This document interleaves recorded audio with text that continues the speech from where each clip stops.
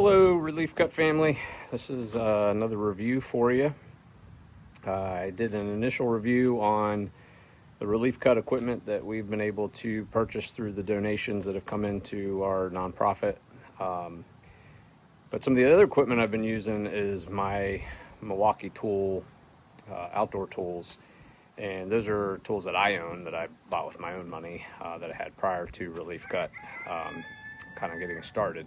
So I wanted to do that separately and give you kind of my take on the Milwaukee system. And I've been using Milwaukee tools for a very long time. I've been in the construction industry for over 2 decades. I've been using Milwaukee tools exclusively at least 15 years. I have a lot of their carpentry tools, table saw, cordless table saw, cordless miter saws, both their 10-inch and 7 1/4, all their drills and impacts, nail guns, trim guns. So needless to say, I'm a big fan of Milwaukee.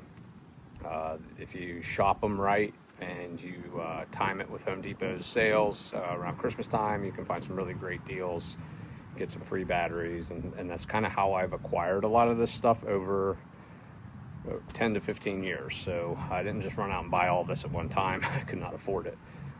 But I just kind of want to give you an overview and my opinions, having used them, and what my thoughts are, and hopefully that helps you if you're looking to purchase some of this equipment, and kind of make a more educated decision in that right. So here we go.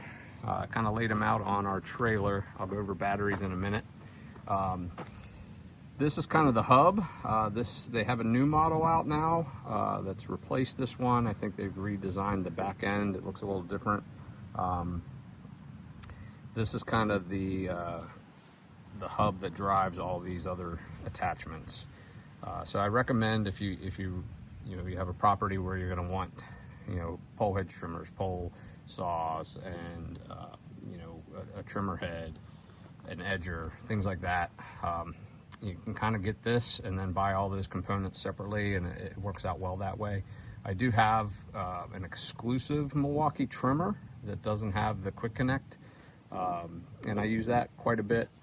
It's older, and I did not include that in this because there's the trimmer head attachment there. So as far as this component goes, it's been running great. I did have to send it to Milwaukee, who has an incredible warranty program.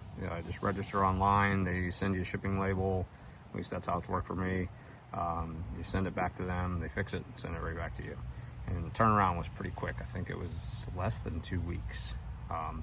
But they had an issue with this component loosening, and then the drive shaft for the attached tool not connecting correctly. But they squared it all away, and it's back and running.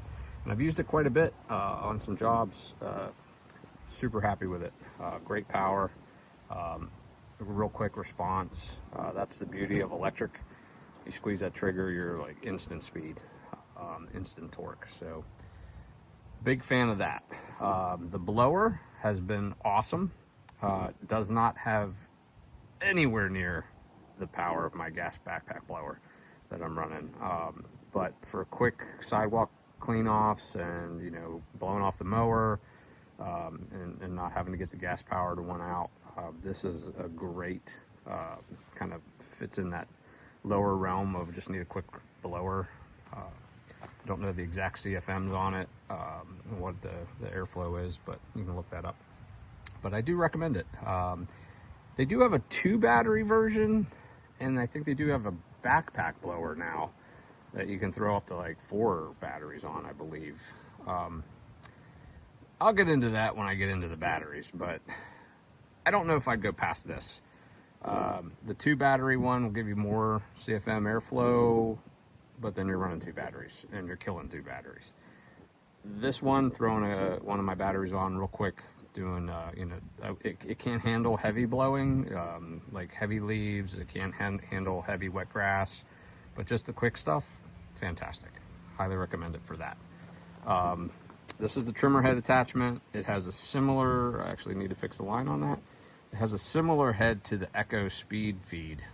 So you line up those two red lines right there by the hole, you just feed your line in and then twist the top and it self-winds. So I really like that. I don't like the old ways of having to take the whole head apart, you know, wind it in opposite directions and then try to feed it through the eyelets and try to get it all back together. It's just too much stress when you're trying to get jobs done quick and easy. These speed feed heads are fantastic. So thumbs up for that. Pole saw. I've used this a lot. Let me see if I can take this off without putting the camera down. All right, pole saw. I have a love-hate relationship with this. It cuts fantastic. Again, this probably is the motor. It's just instant power. Goes right through. Really like its cutting performance. However, if you sneeze while using this thing, this chain will pop off. It is so temperamental. I spend probably half the time cutting, putting the chain back on and retightening it, and it's just frustrating. This is an older model, so maybe they've addressed some of those things with some of the newer ones. My opinion, I kind of would hold off on that and do a little homework and find out if they have a newer, updated model. I don't know really what to tell you on the model number of that. I guess I could look into that for you, but I'm just not a fan of it. It's kind of what you need though when you're reaching up and cutting some tall limbs. So maybe they have a better one. I'll come back to the brush cutter. The hedge trimmer, pole hedge trimmer, absolutely love it. Fantastic. It has all these different adjustments. You pull back on this and then you can adjust it to each of those pinholes, and the head rotates to different positions. I've cut, you know, trees down a driveway where the limbs are hanging low. I've just kind of set it at a certain angle, held it at a certain point on my hip, and just walked over a circle around the trees, and it cut it all nice and level. And it's done great jobs on hedges. I've used it to cut overgrowth in ditches. Highly recommend it. Thumbs up. Chainsaw, fantastic. I need to tighten the chain, as you all can see. I haven't used it in a while, but I've used this a lot, and it is incredible. No complaints other than the battery, which we'll get to when we get to the batteries. But as far as chainsaw goes, battery powered, huge thumbs up. Pick this up. This runs on the M12 system. This is their grease gun. Really like it. It's come in quite handy. I do wish they would have given us the, if I can get this out of here, I do wish they would have given the locking tip where you push it on and it kind of locks itself, and then you push a tab to release it. That would, I would have liked that better than having to hold the pressure on it while I'm pumping. But other than that, it's thumbs up. Highly recommend it. This little guy, my goodness, I've used this more than probably any tool on this trailer. It's the M12 battery system. I know they have an M18 one now, which I'd really be interested in getting at some point. But this thing just keeps on keeping on. I have filled all 4 tires on my truck up. The mower, when I got the flat, I put some green slime in it, and this, you know, put it right back to where it needed to be. I've filled up tires on my kids' cars, my wife's car. It is a great little air pump. So huge thumbs up. Highly recommend. Hedge trimmer. Again, just like the pole one, this thing's incredible. It chews through everything in front of it. I've no complaints. As far as a battery-powered hedge trimmer, the motor's fantastic. I don't know if they have an updated model or not, but highly recommend. Huge thumbs up. All right, batteries. As you can see, I have acquired kind of a little bit of everything when it comes to the batteries. And I will give you my honest opinion. Having used all these tools, can they compete with gas? My answer is no. And it depends on the project. If you have a small residential yard, maybe half acre or less, this is perfect for that. Doing some trimming around your mulch beds, driveway, curbs, trimming some shrubs, you know, cutting up the occasional limb that falls down. I would go with this over gas, but with what we're doing with Relief Cut, with these heavily overgrown properties, they struggle. So I would recommend going with gas if you have acreage and you're dealing with a lot of runtime issues. The batteries they just don't last when it comes to longevity. So, for example, the chainsaw runs best on the M12 or the M18 HD 12.0. All right, it runs best on that. Doesn't run forever. I think I got 2 of these batteries. One I got with my table saw and one I got with my chainsaw. I've had them just past the warranty, and one of them now won't charge past 2 bars. And in 20 minutes it's done. So very frustrated. If you look it up, you'll know how expensive these things are. You're hundreds of dollars to replace them, and they seem to just make it to the warranty lifespan, so you're stuck. So this one's still running good. My other 12.0, again, 2 bars, and I can't get it to charge past that, so I need to get maybe 20 minutes out of it. So frustrated with the 12.0s. The 9.0, I got 3 of these. One of the 3 now, it lasts maybe 10-15 minutes and then it's done, even though it shows full charge. But I've had these, it's got to be close to 10 years. These batteries have been awesome, so 0 complaints. If I can get 10 years out of a battery, hey, that's awesome. I'm gonna skip this guy and come back to him. 8.0, absolute trash. I would avoid the 8.0s like the plague. This thing, right out of the gate, it made it to warranty, and then it does not hold a charge. It dies within 10-15 minutes. And again, it makes it just to the warranty, and then it doesn't work. I had another one of these 8.0s that I thought was still in warranty, sent it in, and it was just outside it, and so I just told Milwaukee to keep it. 6.0, love it. Fantastic. Had it, it's probably past warranty now. Still takes a full charge, still runs forever. Absolutely love the 6.0. Highly recommend buying that. 5.0s. I have 4.0s as well. I just didn't find any when I was grabbing these. 5.0s and 4.0s, fantastic batteries. Buy them all day long if you get deals on them. This is one of my favorite. The high output 3.0. I have a couple of these.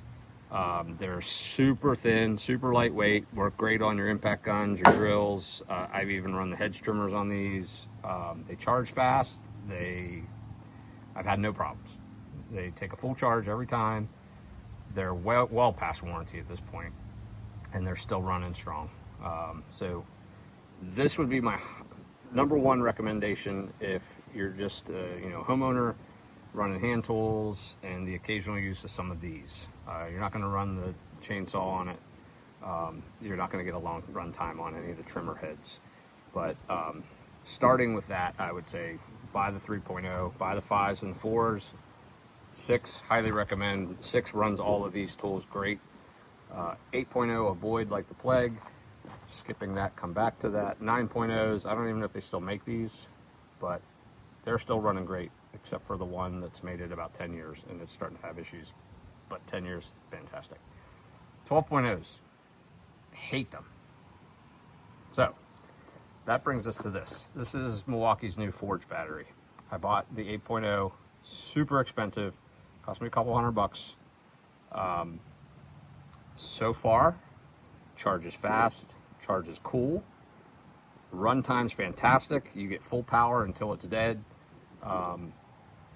This 8.0 outperforms that 12.0, and I love it.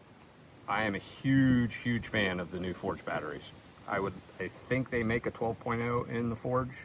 I'm going to look into getting one of those at some point, but you got to sell your firstborn to buy these batteries. That's what brings me to my problem with these tools. I had the batteries for my construction and carpentry work, so it was an easy step into this for me. If you don't have the batteries and you jump into this, it's going to be sticker shock when you start looking at picking these batteries up. They are expensive, and when you start doing the math and you put it on paper and you do a comparison between this and your gas tools. I apologize for my dog barking. The mail truck just pulled up and she hates the mail person. If you compare these to gas, money to money, I just feel like gas is winning. What you can buy for the same amount of money gas wise, and even adding in the fuel costs and maintenance, I think gas still has a lead on it. Convenience, the biggest plus to these tools for me is the sound. You're not going to disrupt the neighbors. You can start earlier in the day. You cannot beat how quiet these things are, and I'm a big fan of how quiet.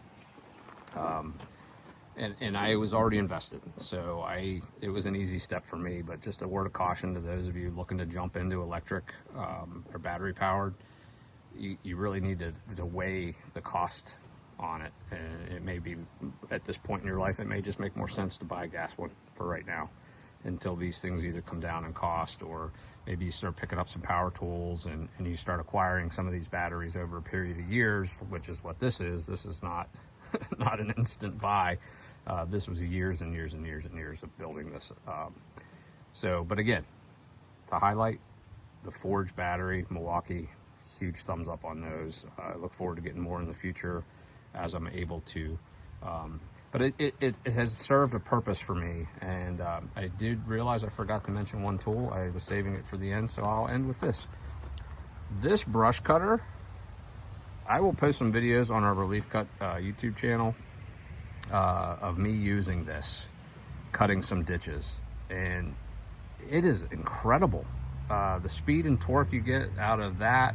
I did the one video, the second, our mission 2, I'll tag it with mission number 2, was the second disabled vet's property. He had a very overgrown ditch, and I used the brush cutter head, and I used the new Forge battery. I cut the entire ditch on one single charge with just that tool. So it blew me away. I was very, very impressed with it. So if you have some brush work around your property and you already have some of these components and you're looking at maybe adding this head, I would highly recommend it. To the point where I am probably going to buy a similar attachment that Echo makes for my Echo trimmer. My Echo trimmer is running about 15 years old now, but I think it's still running great. I did a carb replacement kit off Amazon, and it's still running. So I think I'm going to throw that style brush head on it. So when I have something that's a little too much for these batteries, I have a gas powered version of it. But Milwaukee, huge thumbs up on that. So that's it, guys. That's my take on Milwaukee's outdoor power equipment. I appreciate you guys watching. Hopefully this helps, and make sure you like and subscribe to the videos. Thanks for your support. Bye-bye.